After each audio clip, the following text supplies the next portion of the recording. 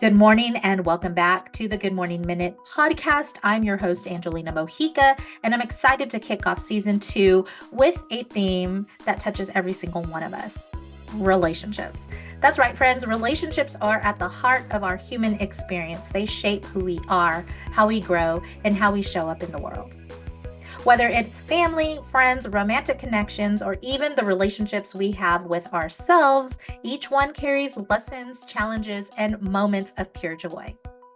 This season, we'll sit down with incredible guests who will share their stories, wisdom, and insights on building, nurturing, and even healing relationships. So grab your coffee, settle in, and let's dive into conversations that inspire connection and growth. Now that we set the stage for today's conversation on relationships, I'm thrilled to introduce our guest. He brings a unique perspective and a wealth of experience to the table, and I know that his insight will leave you feeling inspired and equipped to navigate your own relationships with more intention and understanding. So please join me in welcoming Twist to the Good Morning Minute podcast. Welcome, Twist. I'm excited to have you here. Thank you. I'm glad to be here. A little tired because I was doing studying last night, but we had to get it done. I know that feeling, and I don't miss it at all. Oh, um, so let's start with a little intro. Um, this season's topic is relationships. What makes you interested in this topic? I mean, what kind of experience, whether that's personal or professional, that just really impacts this topic for you? well, for starters, person to person centered, and just like religion, whether we talking about revolution and evolution or spiritual guides, God versus evolution, it's never ending. Mhm. Relationships are born every day, and some of them they discontinue every day. But the moral of it all is that like there's always relationships. That is true, and they hit every aspect of your life. Twist, tell us a little bit about yourself, and give us a little bit of background. Yeah, a little bit about me. I'm from Harlem, New York, born and raised. I'm 35 years old. I enjoy podcasting. I'm also a podcaster. I do content creator. I just became a YouTuber. Nice. In real life, I am a mental health specialist. I do mental health training. As far as we can what anxiety, stress, depression. I'm also an inspiring therapist. Right now, I'm currently in school for Masters of Social Work. I'll be done in a year or so. And I have my coaching, but I actually put that on hold because I started taking so much stuff on my plate. So I did, and I had to apologize to some of the clientele that I had, but I put them in good hands, so it's cool. That's awesome. You are a man of my own heart because I too am in the social work field. I coach as Love that. well. So I love to talk about life and just the different aspects of life and the experiences that I bring to the table and how it's Mhm. shaped my perspective in creating a life that I want, rather than taking what was handed to me. So I love this. And so, Yes. yeah, can you share a personal story, maybe an experience that help shape your approach to relationships today? And yes, well, whether we're talking about finances, we're talking about significant others, partners, Mhm. or we're just talking about friends and family. I feel like every relationship has its own entity. It has its essence, and it can be intimate or it could be freelanced. Finances, we have to have a relationship with the budgeting, if you familiar with that. Friendships, that's bonding, and it's sometimes friends can become family dynamics, that's very important, and who you choose to be with, your partner, as far as like that intimate setting of like someone you want to build with. It looks different with different ages. When you're younger, we're dating to figure out what we're into, and when we get older, we're dating to close the deal, like we're dating to marry, I assume. Not all, but majority, I think that's the end goal. Like, Yeah. mhm. So what helped, like what in your life, like where in your life journey helped you really identify like, hey, relationships is much more than just a romantic situation. I mean, it hits that every aspect of your life. I mean, you're talking finances, you're talking Mhm. parenting, um, work relationships, like everything. There's a relationship in everything that we do. So Mhm. what was it in your life that made you click, like made it hit, like that aha moment for you? I had a few, but one that resonates right now would be when I was about 11 years old. I was working for the summer youth program, and I had gotten into a little altercation with a fellow peer of mine. And to deflect the situation, I was sent into the office, and I had to stay in there for the rest of the day. While I was there, the punishment actually turned into a learning curve, which actually gave the inspiration for me in the finances of what I wanted to do. Um, Keeping it short, my punishment was to work inside the office setting and be an office assistant. And they gave me some clothes that was inside of the lost and found just so I could look the part. So I had to have a shirt and tie and button up on. I couldn't find any shoes at the time, but um, what I learned about myself quickly is that I liked the attire, but I also liked the feeling of the authority that it gave. But I also enjoyed the interaction of assisting and helping other people. So that was like my first taste of understanding what it was like to be inside of an office setting and what that would mean for me later. Because of that, when I said that it was a learning curve, like a punishment that actually turned into a reward for me, is that I was able to. It wasn't in that department, but they opened it for me where I was able to stay inside the office.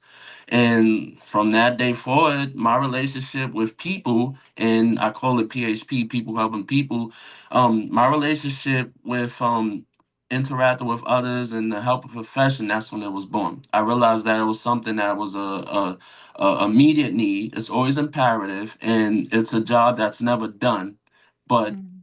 never fulfilled at the same time because there's always a need. And that was my relationship with the helper profession. So that's how I started that one.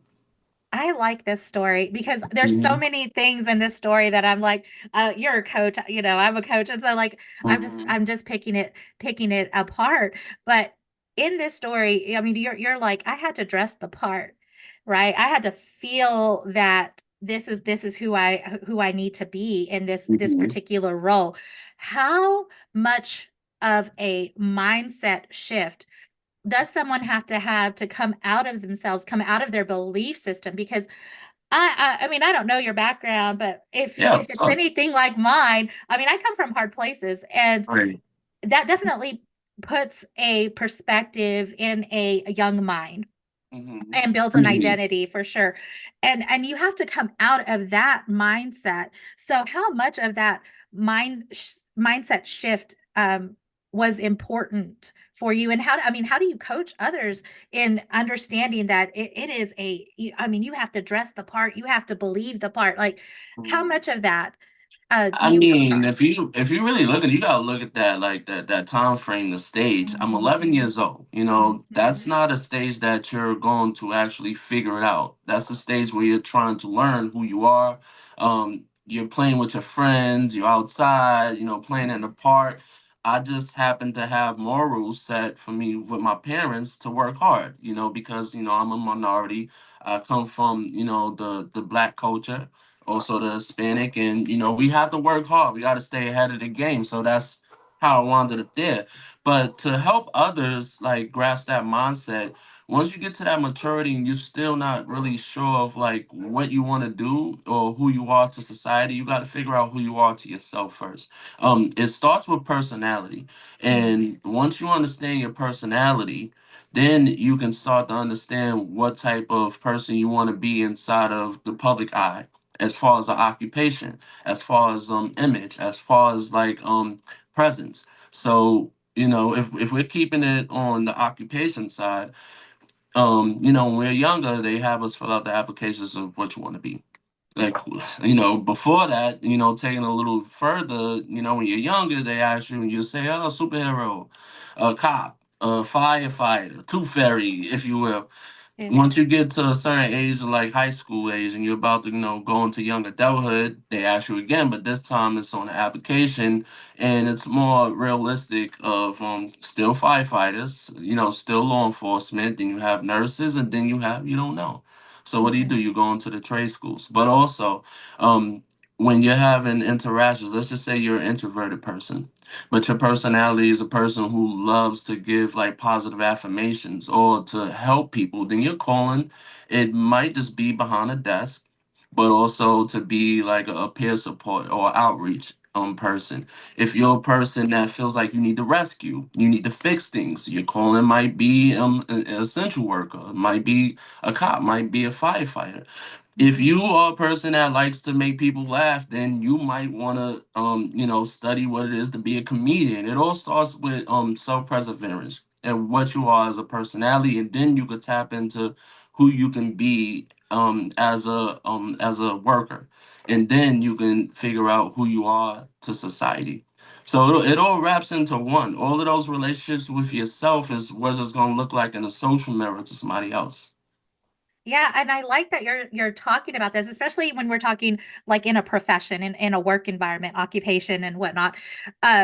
Because it's so true. If you want things to change without, for in your surroundings, I mean, it definitely has to start with you, right? It has to come Absolutely. from within and that belief system. And I love that you're talking because we are as children, we're so imaginative as far as, oh yeah, I do want to be the tooth fairy. And Hmm. and the thing is that we pretend that we are. We go into that persona of, okay, this is what the princess looks like, and this is this, and this is that, right? But Right. it's the same concept as we get older. I mean, we may not be, but we dress the part. I mean, I've often heard, dress the part that you're trying to get, right? You wear the Yes. suits, you wear the ties, you do that stuff. Um, I guess for me, it's hard to find out like where in our journey of life Mhm. do we lose that? Because I feel like our belief system plays such a big part in that. And then when we don't believe in ourselves and we don't Mhm. believe that we're able to obtain the goals or the desires or dreams that we have for ourselves, it Right. affects everything. I mean, it affects everything. Um, and it affects the relationships that we have Mhm. with all the things in life, right? Absolutely. I mean, let's just look at our profession per se. When we come into this, a lot of us that are inside of the helping profession, we have some traumas or some pains, some things that we've experienced that we're like, oh, hold on. I was able to overcome this and I understood this. Here's a lesson in between now. Let me go help others. A lot of experience, the best experiences come from pain. But in our profession, a lot of times when we come into it, we're thinking we just want to help someone. That's what we want to do. What happens when we actually get inside, we start to realize there's levels to it. There's actually paperwork, there's education, there's actually the overwhelmingness, the burnouts, all of these things that come in with trying to help someone, whether you're a social worker, a social service provider, a therapist, mental health specialist, all of those. And what you do is you lose that energy for the simple fact that the more people that you take under the belt, whether you have a caseload or you just do sessions, you start to realize that like it becomes draining because you're taking on everybody's burden, you're taking on everyone's stress, you're taking on people's trauma, you're taking on triggers, you're being an active listener, you're giving the motivational interviewing, you're visiting cognitive focused behavior past endeavors. Who do you dump on? Who do you talk to? And then you still gotta maintain yourself. But like where what you were asking, where we lose the essence of it is because all of that. Think of taking that in. That's Mhm. like someone constantly poking, and Mhm. you let them poke, and then eventually you're like, ah, stop. Yeah. Like it's to where is that like, especially in our profession, is where you have to know when to take that pause. And a Mhm. lot a lot of people they actually deviate from the profession because it gets overwhelming to them. Feel like I'm just going to be a teacher, or I'm going to just go be a manager somewhere. Oh Like my it's gosh. Yes, it, that's it, true. it yeah, it's just to where is that like That's just in our profession. But if you look in any section, whether we're talking about professionalism or we're talking about relationships in themselves, like relationships, people feel like it's easy. You know, whether we're talking about friends, relationships with a partner of interest or family, relationships are hard because it's work. Like people, we look at it and we look at it as like, oh, for instance, when you get with someone new, you get the butterflies, the honeymoon phase. Oh, I like them. I'm so attracted to them. You got attracted to them because this person you like. But once that blindfold comes off, usually it's between 90 days to 6 months, you start to realize things you dislike or you don't like. When we think about these relationships, we think about it in the sense of like the interest and the curiosity. And then once the curiosity is fed, it becomes like the actual all right, here's the reality. And the reality of it is that like if you are in fulfilling and meaningful relationships, what happens is you actually have to do work. You have to figure out who this person is, who this person is to you. Are you guys compatible? Do you have chemistry? Do your values and your morals align with this person? What works for you, what doesn't? Some of the pet peeves, like it's a lot that goes within it. If you're not cheating or you stepping out, if you're just focusing on that relationship, what happens is you start to realize there's a lot of things that come with it, because when you get into relationships, what we forget is that you signed up to hear somebody's mouth. That's what you did. Yeah. But what we think is that, oh, this is going to be a breeze. I just found my person. I just want to relax. We're going to have a great life. But like in order to get to that great life, you got to continue to evolve with that person. You got to take you. You got to take them, and you got to make it a us. Mhm. And that, I mean, that is true. And I mean, you're talking a lot of work that goes into just maintaining a Mhm. relationship. I mean, it's easy to snatch somebody. You can catch, eye Oh candy, yeah, come on. but it is. I mean, it is work. And people that have been married for like 20 plus years, my hat's off to you, because that Yeah, I hats say off is to a them. blessing, like for reals.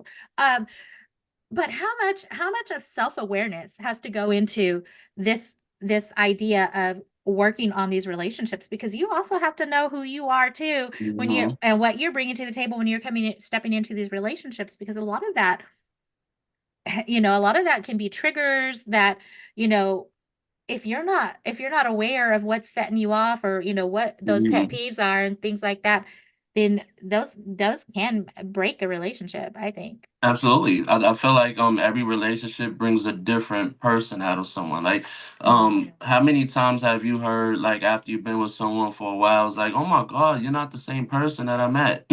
Do you know why? Because you're putting on a performance so you can get the person, but you didn't. No one's going to be authentic in the beginning, but when you in a whether you in a short or long term or married, the thing is that like you're gonna have to figure out ways to consistently find this person, because every what I think is five, like don't quote me on it, but statistically it's like at least 5 to 10 years you become a different person. You got to continuously make someone fall in love with you, even though you said that I love you, you know? And on top of that is that, like, yes, you do have to be able to figure out yourself. But here's the thing, every relationship that you get, remember in the beginning, we talked about when we were younger, but we were talking about like in the occupation side. Let's Mhm. talk about relationships. When we're younger, just think about it, people out there. Whenever you decided you wanted to do, you wanted to date. Um, at first it was kiddyish. Do you like me? Yes or no? And what do you like? I like candy. I like this color. And the conversation is, what do you like to eat? What's your favorite food? What's your music? Then when you get into teenage years, it becomes a little bit different to where it's like it start to become goal oriented, but it's like I want to finish school, I want to work this job, I want to be out my parents' house by this time, and you might want to try to challenge yourself to be with that. But as you become an adult, the conversation becomes, how many kids do you have? What's your credit score looking like? How are you with budgeting? Um, how do you handle yourself? Like, are you independent? Are you dominant? Are you feminine? Are you masculine? Whichever one. Are you a leader? Are you are you a follower?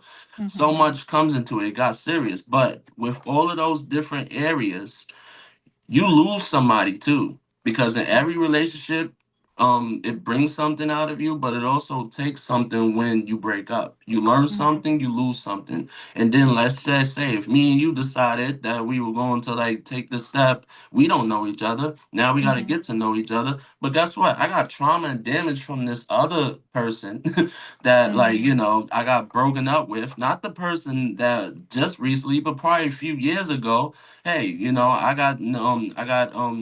I got trust issues because I caught my girlfriend cheating with my friend. Or you might feel like, I got damaged because when I was sleeping at night, my significant other would sneak out and don't tell me where they're going. So it's that. So now we got to figure out who we are again.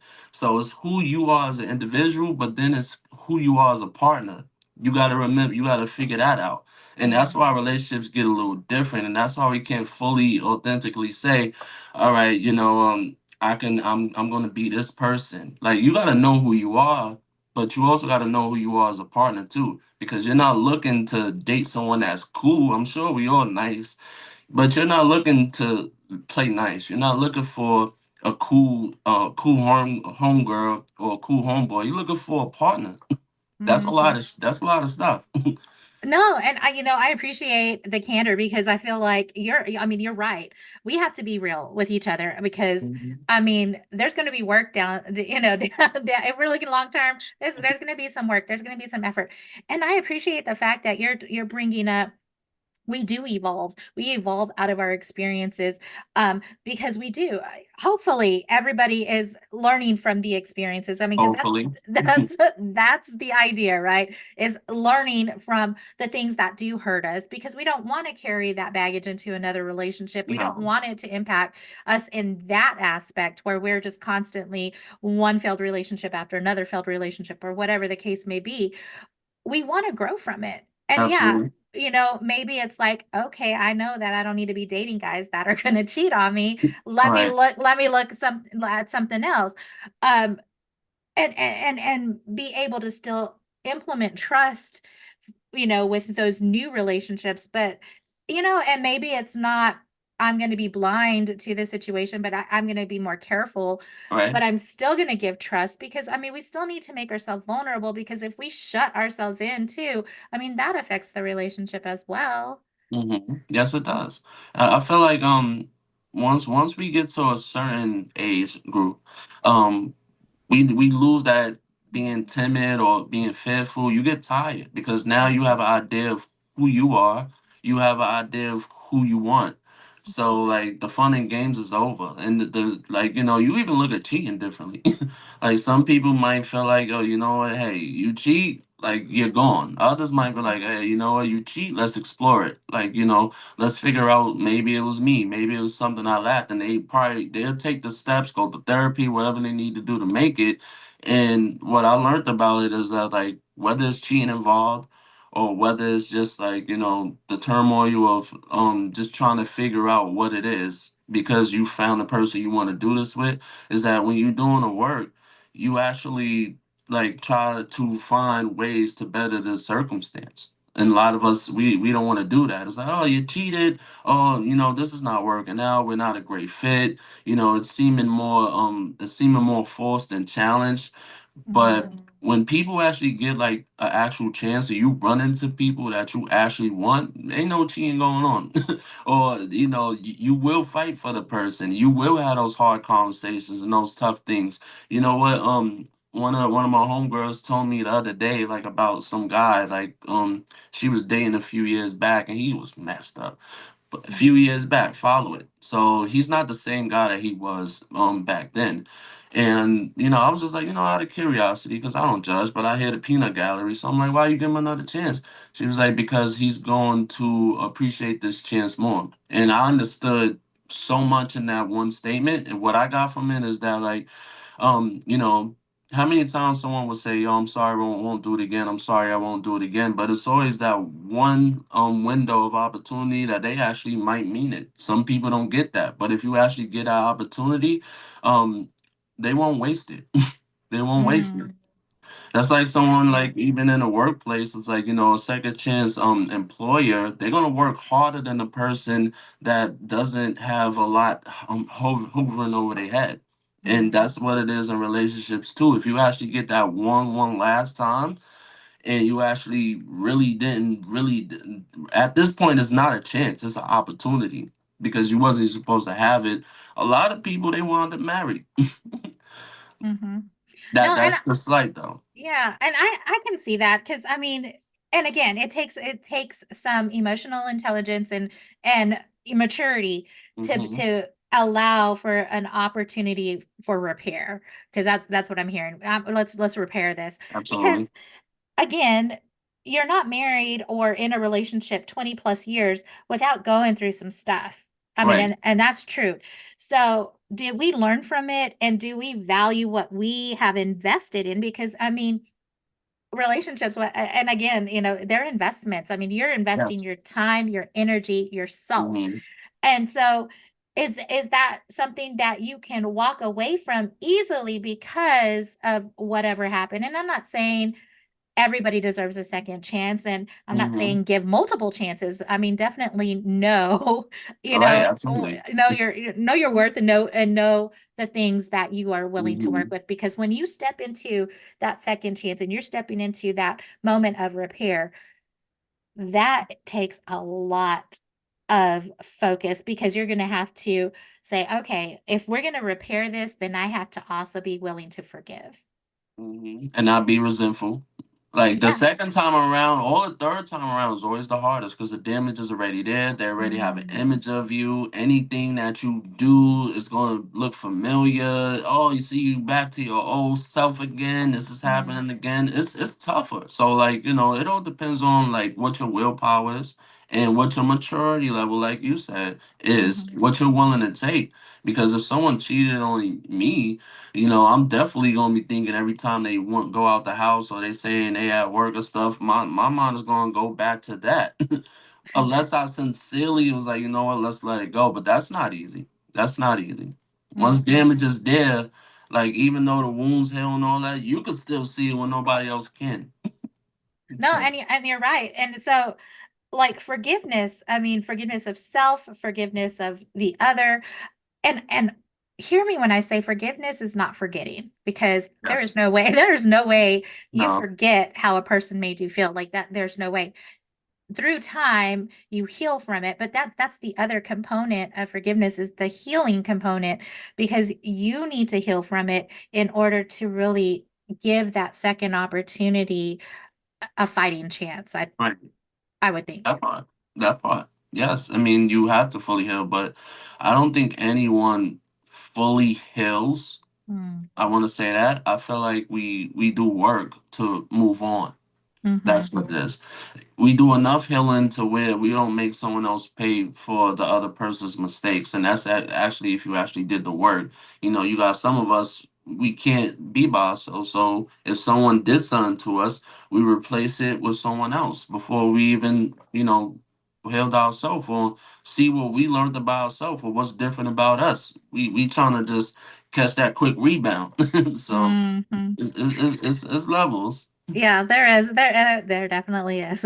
All Mhm. right. Well, Twist, as we get ready to start wrapping up our conversation, let me ask you this final question. Okay. If you could give your younger self one piece of relationship advice, what would it be? Uh, you know what? I'm not very happy with it, but like, it was who I am. Um, I did everything that I wanted to do. So I would say, just do it, but I would tell my younger self, slow down a little earlier. Give someone an opportunity. Because I'm gonna be honest with you, like, I was a serial cheater. That's how I felt. Like I just wanted to juggle multiple females. I wanted to juggle multiple women.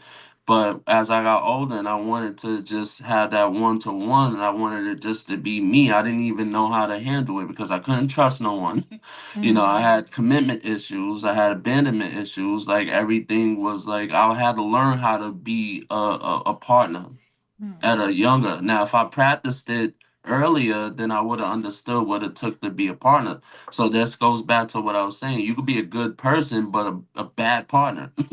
I was a bad partner until I learned. And that's what I would say. I would say still do it, but do it younger. Because I feel like everybody, when you're younger, you're dating to figure out what you're into. And like I did that. So now that I know what I like, I know what I can take, I know what I don't want and what doesn't work for me, I can go into the transition of marriage and everything.